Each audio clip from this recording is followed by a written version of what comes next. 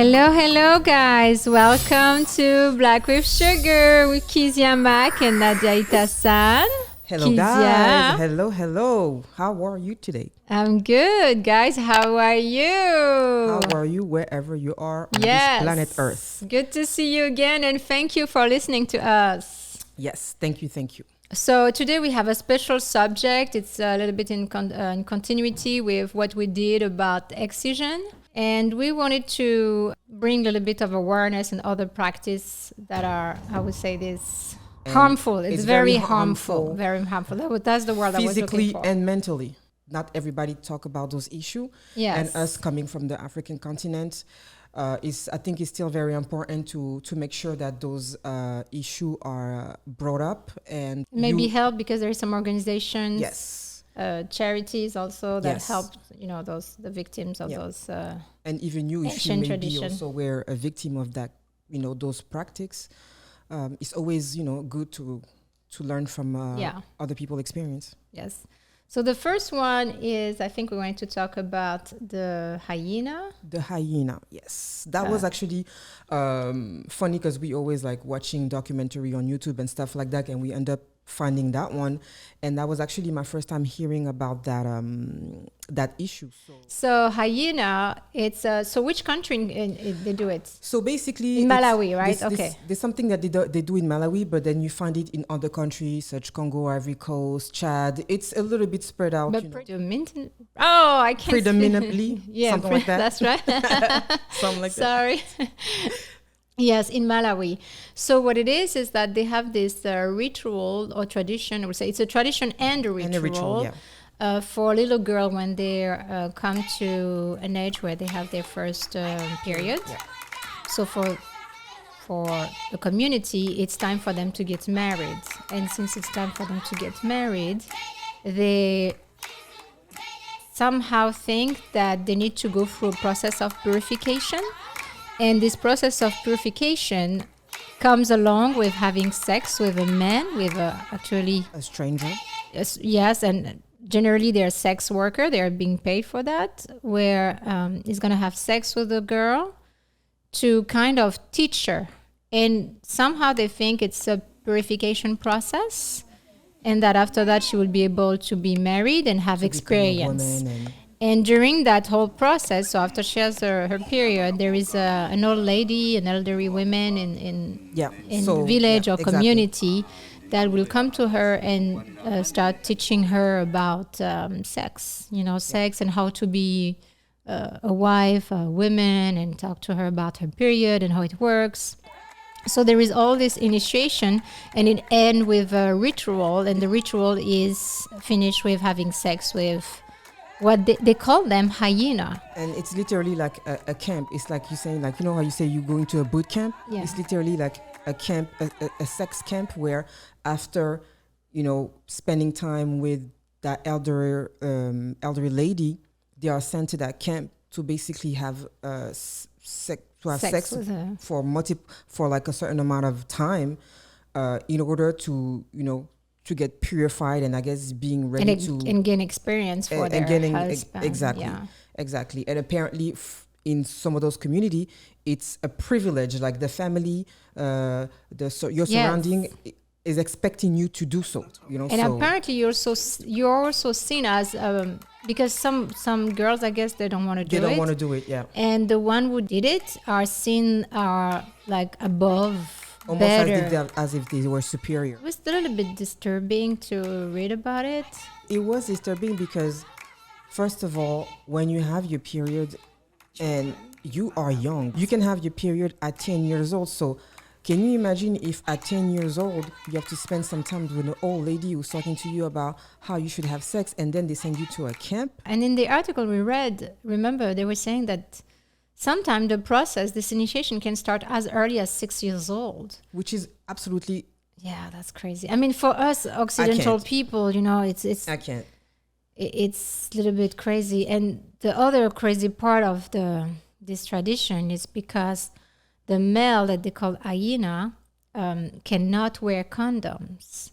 And so imagine, and they do it, that's this job, that's what they do. That's the job, so and you have to pay for their services. Yes. So, and so, I mean, what comes along, MST and EST and all of Pregnancy. that. Yes, pregnancy. I actually thought that was strange because it was like, imagine you get pregnant for the guy with this guy, and then you get married. So, I mean, the guy is going to carry the kids of someone else. And that's where But it's totally accepted by the community, by men and women. It's something totally...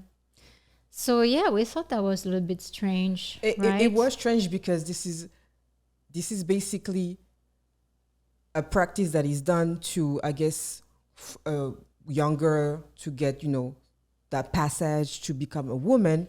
And then on the other hand, when you look at some of the other, tradition, were completely the opposite. So you just it's just too extreme. So, and for me, it's like the trauma that comes with that also. I don't think they think about that enough because, when you're that young, I don't know, you're still a kid. You are, I feel like they just basically kill your childhood, and it's way too early. It's way too early. I was also wondering, are we being judgmental because our way of life is so different from this? I was actually also surprised because these are traditional communities, very traditional. So I was like, oh, wow, this is very strange that they are so open about sex and that they want actually the women to be experienced before getting married, which go really against anything I know about. And mind you, talking about sex, usually in general, in African household and stuff like that, is always very taboo. And when you read stuff like that, you're just like, huh? So, yeah, that's, like I said, it's too extreme. But I wouldn't mind if it, for example, the girls were like older. Absolutely. I'd be like, oh, okay, well, I mean, if you had an age wouldn't be different that no, if Occidental. Can you imagine you do this? I mean, I had my period at 11. Yes, I said I had to do that at 11. I think my That's sister crazy. got it at 10 or 9. I was so shocked. I was like, oh, that early? Can you imagine going through this at that age? Yeah, that's a trauma. Yeah, couldn't find a lot of information about it. That was actually the first time I heard of it. And that's the thing. We need to actually maybe do more, awareness about, this type of practice, because I think they are really harmful. And, me, I always say that, in African culture, there's some things that we just need to, keep, and something that we need to let go. I would love to meet someone that went through it, so to understand if she's been, because maybe we're totally wrong. Maybe they're fine and actually they're happy that they're doing this, and I don't know. You read it in the article. Some of the women are super proud to do it, yes, and exactly. they even feel superior. Like I guess we grew up differently, so for us maybe it's a little bit difficult to understand. I think we've been programmed differently, so we are. Yeah. We've seen that as something being very harmful. I think it's just, for me, it's because the girls can be really young. Yeah, but I think it's just disturbing. and they don't deal with 50-year-old. They deal with grown men, so it's like, I don't feel comfortable about this. I really don't. Yeah, it's strange, but I think also culture played the culture a lot played in the a lot way of we this. see Yeah. it. And then this funny thing is, a lot of those practice that we're gonna talk to you about involves always, children, the elderlies, who's making the decision. So, and I feel like it's always the same type of people who make the decision, and it's always the same type of people who are actually suffering from that. So, you know. And so the second thing we wanted to talk to you about, which is actually related to the first one, is, I don't know how to say it in English. When Keziah talked to me about it, I was like, what?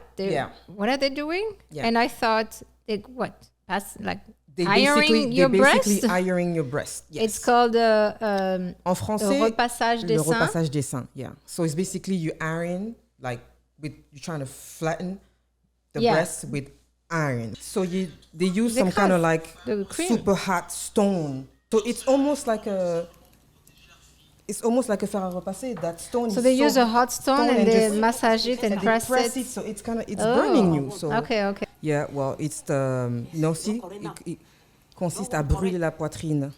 So yeah, it's with stone.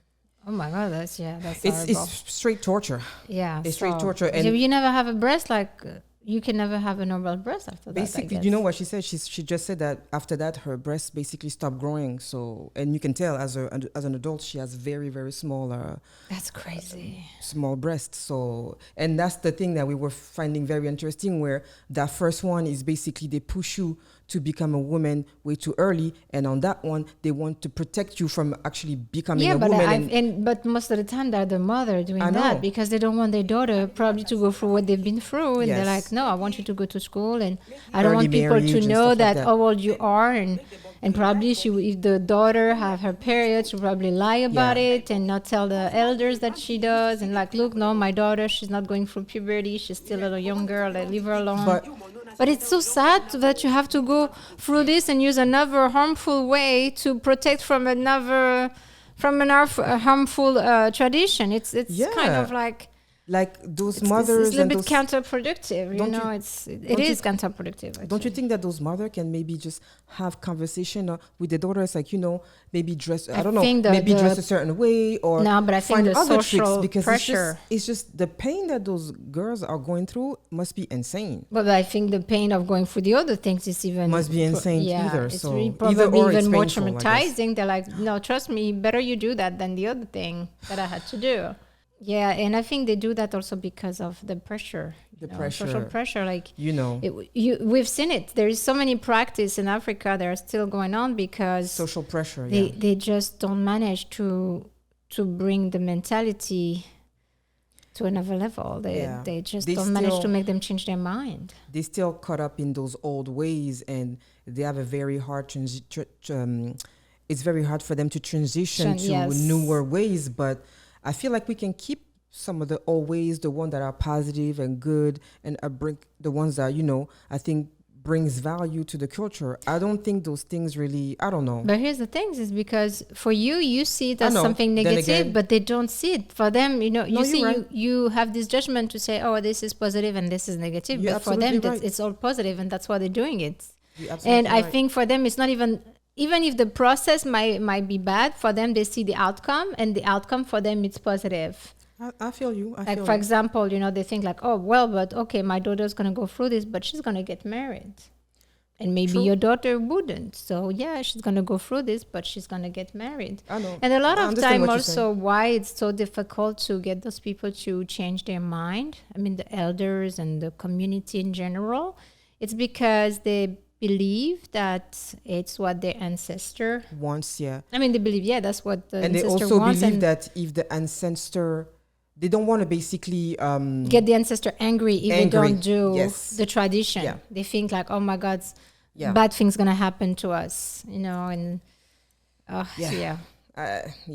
mean, these ancestor, and when you talk about the ancestor, we actually spent some time. So that's like another, also, I guess I'm going to call that tradition / cultural thing.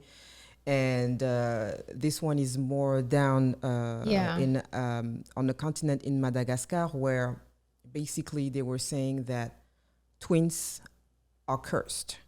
So it's a curse to have twins. It's a curse to have twins. And so the documentary basically was explaining that a lot of like children that you see in Madagascar and are abandoned are twins.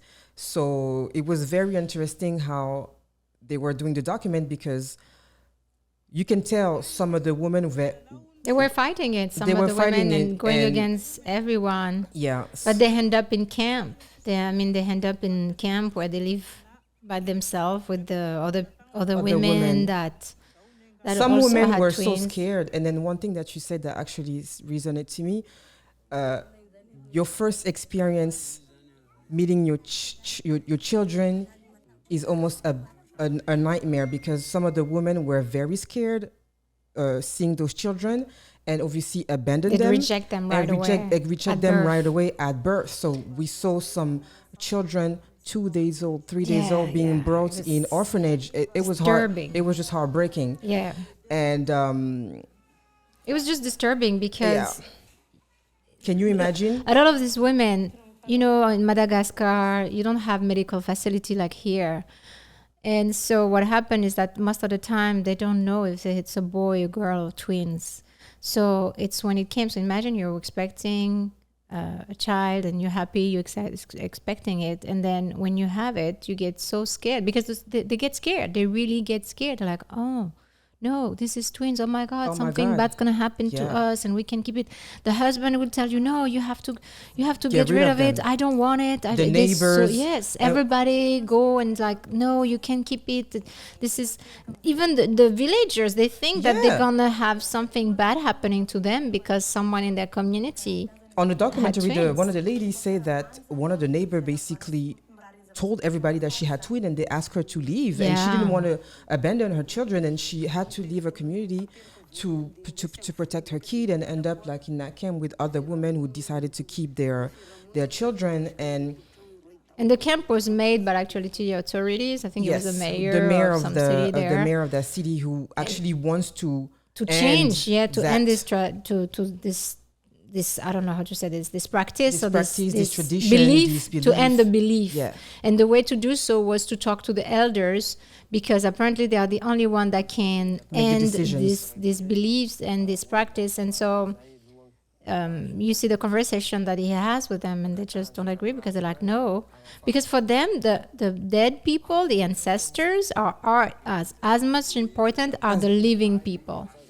And so for them it's like, no, this is what our ancestor told us to do. Yeah. That's what they want. That's what we're going to keep doing.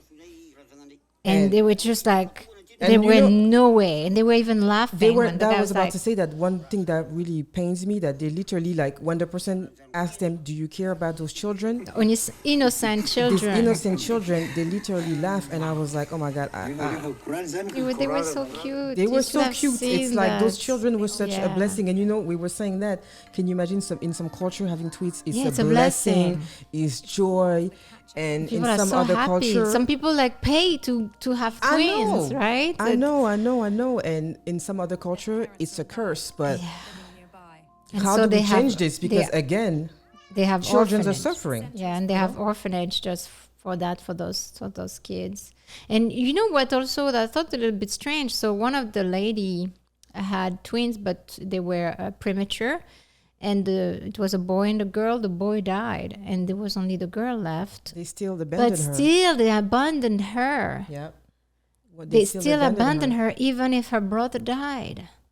Just because she was a twin. Yeah, the good things about the story, what we saw is that there were a lady that never had kids. She was never was married to 40-something, and she really wanted to have a baby.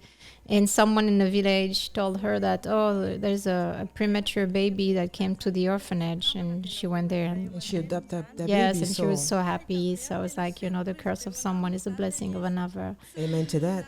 But it was really heartbreaking to see all those kids, and it was really heartbreaking, especially those elders who really didn't care about a life. Like when I tell you they didn't care about a life, they had no regards. They were laughing. They were just basically like, we can't really ask nothing to the ancestor. They were basically saying that they need to die to be able to talk to the ancestor to change things. So basically, you're saying that nothing is ever going to change. Yeah, nothing is going to change. Yeah. So it's like, and my thing is like, how do now the new generation end those practices? And the interesting thing, Keziah, is because you say, oh, I need to die to talk to them. So what would you think that those ancestors that cannot talk to you want you to do this? How do you know? How do you know? I don't. Listen. And the story, how it's, it was a speculation, right? It was a story that was around because they were trying to figure it out. Where does this practice come from? Where does this belief come from? And that's one thing that that also always get on my nerves when it comes to those practice and those tradition. They never really know the source of things. Yeah. They never really know how it started. So that one, they were like, from the history, but we don't really know. This is a fact that might have happened. So they're not even 100% sure. So if you're not sure, why are you still doing this? Why are you still putting those kids through pain? Yeah. So the story were that two tribes in Madagascar were fighting, and one of the tribe left and quit the village where they were settled. Otherwise, they would have been killed. And one of the lady had a twin, and she forgot one of the baby. Yes, and so they had to go back to get the baby. And by going back, they were all killed by the other tribe. So since after that, having twin was a twins curse. was a curse. They consider it a curse. That's I don't know, some type of legend that they're saying that they think it might come from, but they don't even know. And And it's sad to blame the kid for that. It's sad to blame the kid. Right? Yeah, it's really sad. Yeah, it's really sad because for me, it's like they always go for the weak one. You know, Yes. they always go for the. it was easier It was easier to blame target, the kids to than blame, to hurt, and it's just sad to see, you know, all those kids suffering. Because can you imagine your start in life, your first connection with your mom is completely, you don't have it. It's like it's completely broken, rejects you. completely broken. Yeah. Your first, like instead of being your mom arm and feeling that love, they taking you away. They putting you in the garbage. They don't want you. This is just, I don't And know. interestingly enough, I thought there were a lot of ladies having twins. Interesting enough, a lot. Right? See that lady who had like 4 sets of Yeah. twins? Oh my God. It's like, And she kept all of her kids, and she was like, you know what? She's like, I'm not. I don't care giving about that them up. tradition. And basically, And shout out to those women that even though, you know, the whole community rejected them, they were like, I'm keeping my kids. Some of them did. They're like, I'm not abandoning. And that lady, because of that, her and her husband, they were doing actually really well in life. They lost most of their clients and end up being able to barely feed their children, but they still, you see them fighting and putting them to school. And, you know, it's, when I see things like that, it really gives me hope because... And sometimes the women they had to do it on their own because their husband left them because they wanted to keep the kids. Absolutely. So that was really, wow, that was awful. And actually reminds me a little bit of, I mean, it's not the same things, but in Morocco, all the girl who have baby outside of marriage. Yeah. So in Morocco, we also have a big problem with kids are abandoned left and right. And I mean, in some time in they places, are abandoned because I guess they're not married. So in the family. So what happened is that because Morocco is a Muslim country and also a traditional country, especially if you live in village and stuff like that. So you're not supposed to have sex before you get married. Yeah, like in most of the, and in most of the religions or wants that, but just like everywhere else, they do. And the thing is that sometimes they don't have access to the pills, condoms, or abortion is forbidden, so you cannot abort. So the whole process is very difficult, and what they do is generally they will hide their pregnancy from their family by wearing, like large thing. And once they have the baby, either they run away with the baby, but because they know they cannot live within their community, it's too painful. And I know it might sound very strange for people to understand that, but it's too painful. They don't have the strength to go against the parents, the family.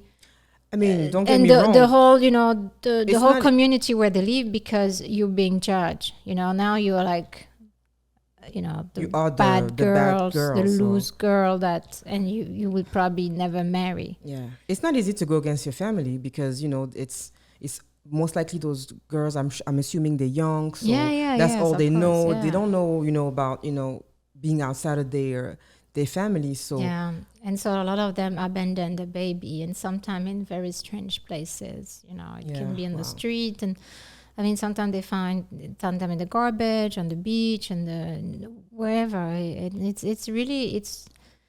It's so sad. It's so sad to see that those poor little kids, are victim of our culture, our culture and our judgment on people. They are the victim actually of it. I feel like I think I mentioned that before in one of the podcasts that I was saying, if we're gonna be this way, we have to have some type of system to take care of the people that didn't follow the rules. It's also a responsibility because by creating the judgmental, by being judgmental and by rejecting them, we're creating this. And so we're creating these consequences. Absolutely. And so I feel like it's our responsibility to take care of those kids. And unfortunately, and I think also we need to figure out in our culture in general how to talk about those issues more, creating some system to be able to help who needs to be helped. We need to figure out a way to stop like this shame. Like they always like to say shame. They always like to call people. We need to get purified. I think it's easier like, we're talking about children. There's nothing more pure than a kid. No, I agree with you, but it's easy to say. But it's I know. I'm talking like a Westerner, Yeah. Because I didn't grow up like that, but yeah. Like I see it in Morocco. Like I understand those girls. I'm like I totally understand because I know what it is to be there, and I'm sure. And I know how difficult and how judgmental people are. Oh no, for sure. I mean, I had some of my cousin back home who had like kids in a very young age, and even though they were taken care of in the family, you still see and hear people bad talking them because this, that, and the third. So, and they were blessed to have like, family members to help them go through this. And now they full on, grown woman, mother, and they were able to move past that. But not everybody had that privilege. So, but you know what bothered me is that in those cultures, they always blame the women. It's never the men. I know. And for example, so in those communities, those girls will be rejected, but not the guy. Not the guy, yeah. The guy, nobody's going to say, hey, this is your kid, so now you're going to have to pay. And you're going to have to take care of it. Always the woman. Because also, if you look at some of the documentary that we saw, and they were asking, how does these girls, they fall into this trap? And tricked by men. Yeah, basically it was, they sweet talk them. Generally, they're girls without experience. They just fall in love. And they interview some of them, and they were like, well, he said going to marry me, and I trusted him, and so... And then when I told them that I was pregnant... And then he said he didn't want it, and he just, run away. And it's really something that happens a lot, because if the guy is truthful, and you're like, oh, okay, now your girlfriend is pregnant, then you just get married, and that's it, and there's no problem. Yeah. So most likely that's what is going on.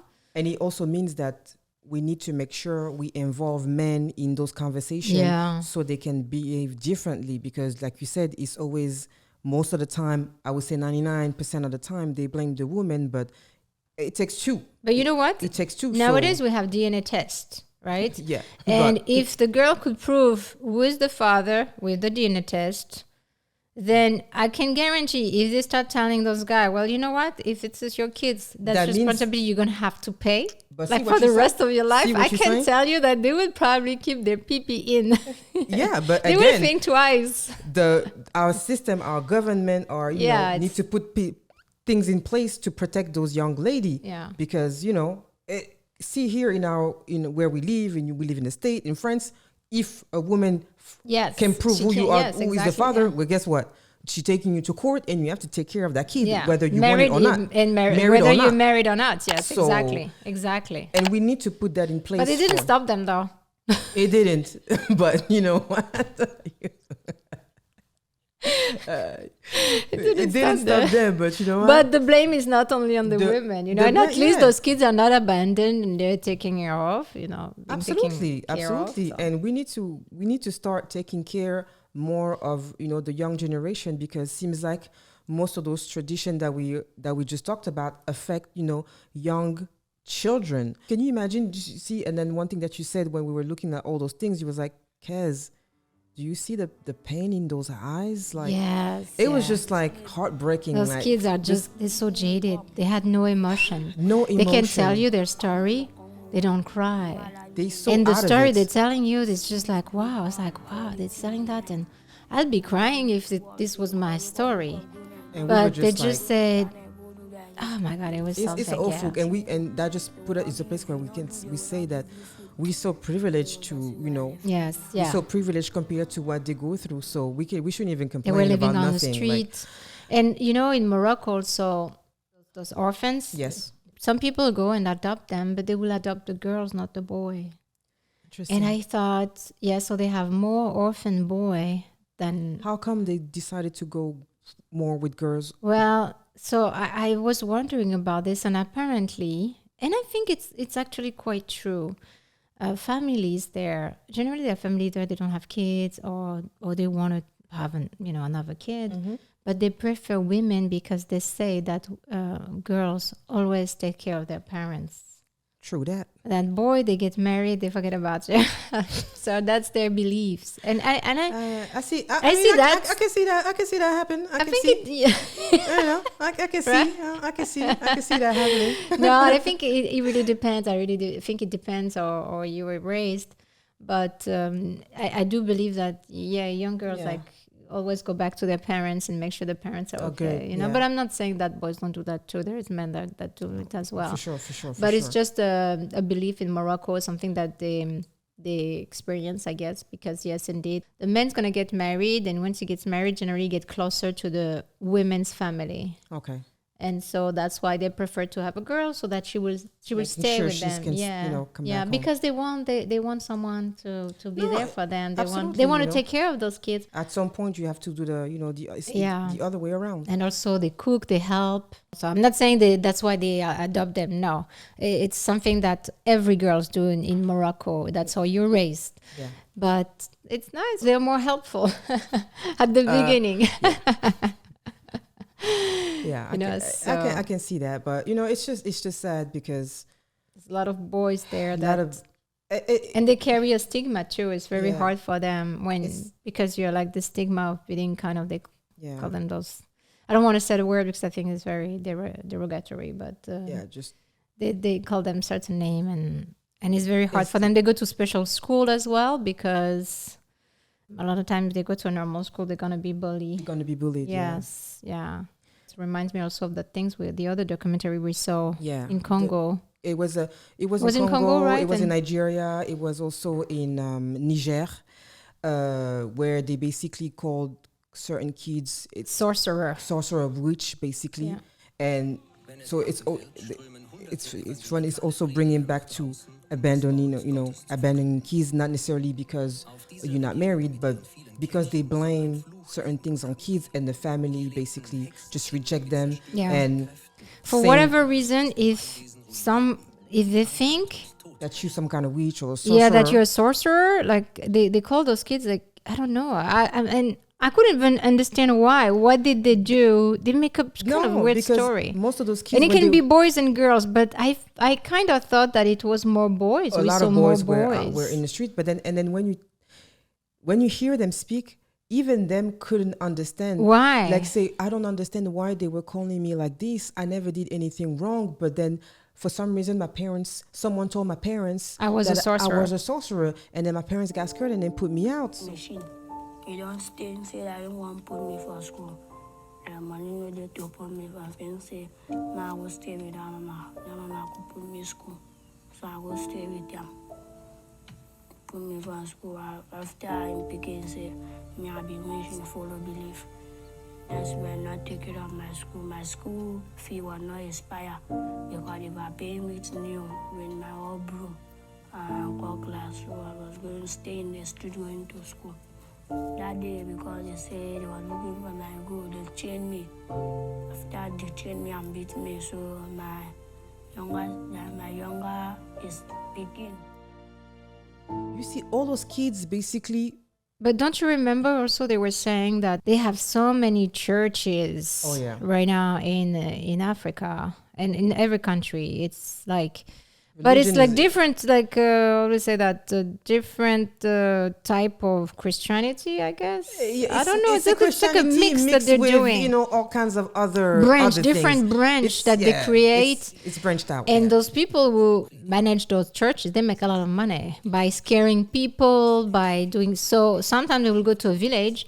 And they will just like, oh no, you cannot keep the things. This kid is a sorcerer, and I need to purify him. So and you have to pay me if you take it to my church. I'll make it pure. So you pay the guy so that he can be. It's that things is a catastrophe. One thing that makes me sad: 2 kids that were in the street in one of the documents that we're watching. So they end up going to in a church to eventually be purified, so they can go back to their family.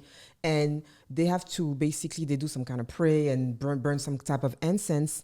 I guess the pastor, whoever, is making some kind of concoction that they have to drink. And the process is basically saying that if they throw threw up, then that means the demons and everything bad came out of them. But then make them give him something that they know they probably throw up. But then they say if they do not, that means the devil is still in them and there's nothing we can do, that you're gonna have to stay in the street. And those two children basically passed the test, if I can say that. They threw up.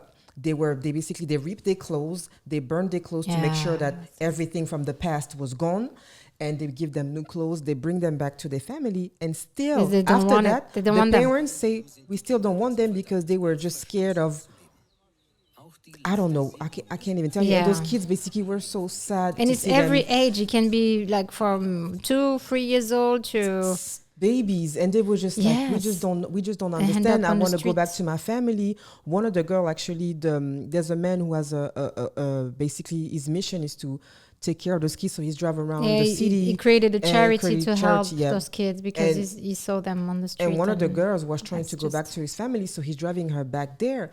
And her father basically, he was saying that, she put her finger in the soup, and then, she plays around with my chicken, she do this. She was basically behaving like a kid. He said that she touched the soup, and then there were no more soup, like whatever. Like she things that don't was make hungry sense. And hate it, And she ended up going back in the camp because he still didn't want her. You see her crying, and I'm sure she was just like... That's the only moment, actually, we saw her crying, because she told the whole story she wasn't. But when she was with her father...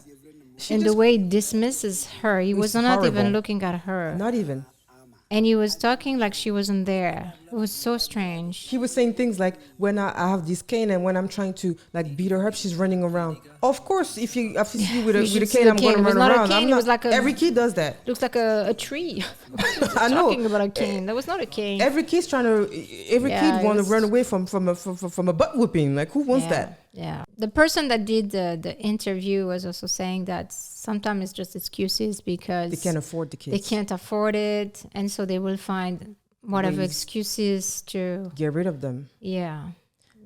But overall, my thing is like, it's just kids suffering, and we need to. I think in the African continent in general, we need to figure that out, because the people who will suffer from those things are children, and we really, really need to figure that out, because this is our next generation. This is the future of our continent, and we cannot just keep treating them like this. Like, we need to figure out a common ground between those tradition, practice, all that stuff. We really need to find a common ground, because... And now we have internet. We have all kinds of things. Yeah, and even in this country, we do have that. And it's time for us to move on from certain practice. I'm not saying that everything is bad, but when it's harming children for no reason, for no good reason, we need to get rid of it. We need to, even me, it's not that bad, but I always like complain where I'm left-handed, so... Oh yeah, that it's like and it's a problem, really bad and also for you. Every time I'm around African and I eat, the first thing that they tell me is like, "Oh, you eat with your left hand?" Like, but I have a question: is it because for example, in my religion, you don't eat with your that's left your religion. hand. They still didn't explain me why. You don't know why? Well, I think that's it's why. It's the bad hand, it's the bad luck, and all. It's mixed with religion. But tradition. Don't you think it's because of religion as well? Yeah, but like my parents are not Muslim or anything. Yeah, but a lot of our people in Africa are. It's connected with religion, like I said, tradition, and it's just like a bad... And I don't know if the Jewish is the same, or it's probably the same. Something being, I'm not going to say curse, but it's bad. It's a bad thing. Like my dad is a left-handed, but he was beat up, so he was forced. He learned. He's ambidextrous now. He was forced to write and do everything with his right hand. Me, I guess, maybe some family member trying to talk to my parents and be like, Keziah, and so I did 1 year of like orthophony.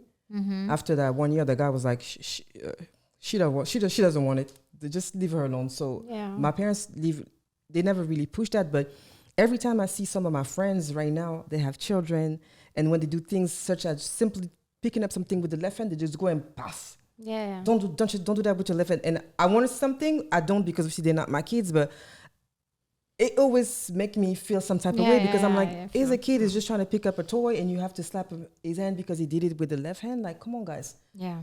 Like. And I think it's related to how your brain.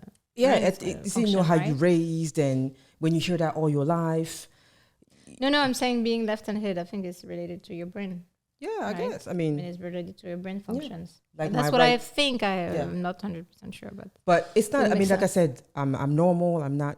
I went to school. I went masters. It's like, and that's what I tell people was like, you never really gave me a real explanation that I can fully understand on why I should eat with my right hand versus my left hand. Like maybe if you were having some kind of logical. But I can tell you You can why tell me, in yeah. my, it's that because the The right religion. hand, well, you need to have a hand, they dedicated the right hand to eat and the left hand to clean yourself. So let me and ask you your a question. private parts. Who made that decision? It's who in picked the hand? religion. I don't know. It's the prophet that come from God. God made that decision, I guess. Oh, okay. No, No, I'm just and saying. I'm Like, just telling you. Yeah. Well, I guess most of the people are right-handed, so it just come naturally, right? Yeah. So if most of people are right-handed, you will say the right is for to do The to everyday eat and, things, yes, yeah. and this one use it to clean yourself. one day. And so that's why some people get offended. Where, for example, if you go to Morocco, are they gonna get upset if you eat with your left let me hand? tell Just you a because story. for them it's like, hey, dirty girl. Let me tell you a You don't story. use that hand in there because we eat a lot of time in family. We eat with our hands. First thing first, me now, when I go to like Muslim household, I always ask a separate plate because I don't want to offend people. I'm not gonna play stupid to be annoying. No. But funny story, one day we on vacation in Ivory Coast, and I'm going to the store to buy something. So I'm in the store, I'm picking up my stuff, and I don't think I'm not even sure how people pay attention to this That's because not- I don't pay even know. attention I to don't- this. They're I barely programmed for noticed that you're left-handed. It's very rare. And I know I'm you for telling so you. long that I don't. It's nothing that. So I'm in the store, I go to the register, and I don't even know what I'm doing because I don't think so. I go there and I want to pay, and I guess I just went like this, and I gave the money with my left hand, and the guy was like, "What are you doing? Are you crazy?" I was like, "I just want to pay." So me coming from France, I'm like, Yeah. "I just want to pay. Like, what's wrong?" He was like, "No, why you give me the money with the left hand?" I was like, I thought it was bad luck. and I was like, With the shitty hand, you give me money with your shitty hand. Give me the right, I'm the like- clean hand. I just want to buy something. So what am I supposed to do? So I had to like to call. What did Ma. you do? You took I your end hand up and you call- changed I it? end no? up I had to call like someone else to come, and I was just trying to pay, and I'm like, that's a little extreme. no, because me, I'm just like, I Yeah, wasn't, no, I'm like, Oh no, in Morocco they take the money. this way they take the money. and and one day I'm in New York, I'm in a restaurant in Harlem, and I like basketball, so I go out to eat. It was a playoff month, so I go out. I decide to go to the bar by myself, get my little burger and fries, my drink, watch the basketball game, and there's like two guys sitting next to me. We don't know each other or anything, not even say hi to each other or anything. So my food come, I start eating, and one of them is looking at me, and I'm like, and obviously they were African, and the first thing he's saying is like, "Oh, you eat with your left hand, like tu manges avec ta main gauche?" And I was like, first of all, mind your business. It's like, you don't even say hi to me or anything. The first thing you want So to it's still say something that is very. I mean, eating with my left hand. I was pissed. I was like, listen, I'm not even gonna get started because it's a belief that is very alive. it's super So you alive. don't know really what's. I think it's I mixed mean, with the me, I'm religion telling and tradition. you, in North Africa and Yeah. probably in certain, like if you go to Senegal or some other country where I there think is in a Muslim majority. household, I know now yeah. we're not Muslims, so Yeah, my because dad in is not Muslim, yeah, my mom is not Muslim, but and I in think Congo, I don't think there are a lot of Muslim no, people. not in right? Congo. In Ivory Coast, in North Ivory Coast, there's a lot of Muslim, but not in Congo. But I think, like I said, it's a mix of like religion / tradition and / it's a mix of everything. But if today I go somewhere and I was like, do you know why they don't want us to be left-handed? I don't think nobody ever gave me a full-on explanation. But anyway, that's just.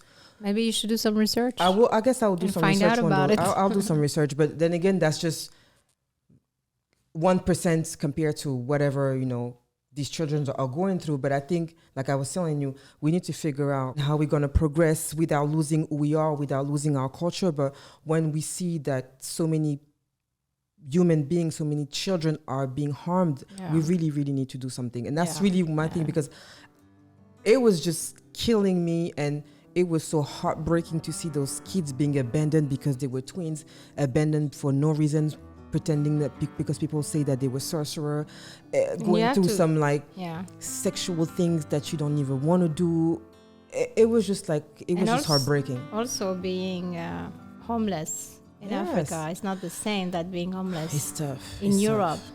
And when you watch the images, I swear we're like, wow. See, the kid was saying like to eat. Lucky. They have to beg. Sometimes he said we get beat up. He says. But you have to see also the area where they live. They live like in a. C'était quoi? C'est comme une vie dans une charge dans une t-shirt dans une poubelle. How do you call it?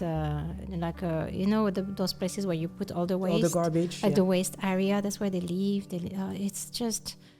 And the government. They have no shoes, no clothes, no. It's. The whole thing, the whole environment. It's not the same thing. Being homeless in Africa and being homeless in Europe, it's a different game. Not in Europe, especially as a kid, or America. It's not the same thing. It's just not. It's tough, and and again, our government play a huge part because they're not stepping up, and it's I don't know what we need us as Africans to do, but we really need our government to really start caring about. And it's because also sometimes population. I think Africa is not moving forward because of some of this practice that just keep us backward. That's what I'm saying. We need to figure out that balance or stop them. What the hell is going on here? Like you're telling me that you as a man, you cannot make a decision for your village to move forward. Compassion for those kids. You can have compassion about kids and their mother. Yeah. This is crazy. Like, you need to die to be able to talk to the ancestor. What kind of BS is this? Yeah. If you are a chief, if you are a leader, at some point, you know what? Leader make decision. And sometimes the decision will have to go against the ancestor. The ancestor, they're not here anymore. And the fact that these people don't step up for the new... And ancestors are not God, so... They're not. Right? They're not God. Thank you. So I don't know what is this mixed up about listening to those ancestors where you give them so much power as well. We don't want them to be sad, so we have to keep on with the tradition. They didn't say sad. They say we don't want them to be mad because if they're mad, they're going to curse us and we're going to have a lot of whatever.